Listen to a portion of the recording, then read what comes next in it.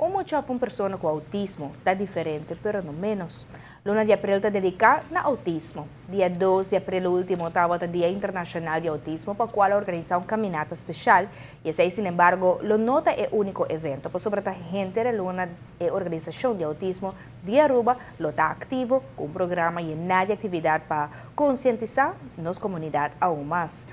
Público grande sigue chamada para caminata de esforço para demonstrar compromisso sério na sostener maior na ituração que está atender diariamente como chanang of cidadão que tem condição autista.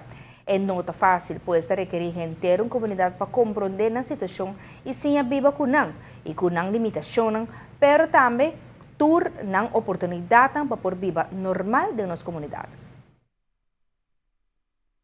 Essa aqui está de 6 viagens, que está organizando caminata, Fundação Autismo Mês, essa aqui está de 4 anos. Tem 2 anos anterior, desde o passado, está Maureen Kelly, que está na cabana, que tem eu também com autismo. Ele faz caminata e também Marta Echeverry de Sedes, que é a pessoa que guia muito com autismo. Durante a full luna, nós também é parte de conscientização, e nós também será a luna de abril, com fundraising event para a Fundação Autismo Mês, para junto com o Rancho de Cuba e com Divilinks. Que dia é essa lota? Fundraising? Essa aqui é o dia 24 de abril. Minha gusta é slogan, mas eu penso de aqui na onde não bisa, tá pessoa diferente, pero não menos. No momento que você pensa com pessoa com autismo tá menos, me quer é um problema tá mês.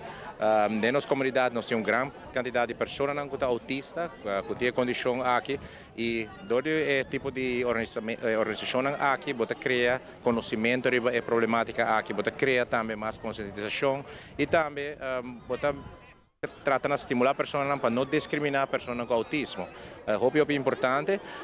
Dia mais me quero felicitar a organização aqui, seguramente com bonita organização, a gente vai participar também, é bonita de nossa comunidade, no momento que tem atividade social, atividade positiva, não chega, está banda de ser saudável também, está bom para a saúde.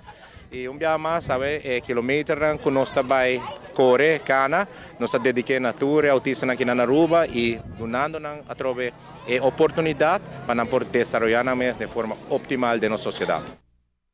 A Fundação Autismo Aruba está onde pouca organização na riba nos isla que trabalha na interesse de cidadãos com autismo.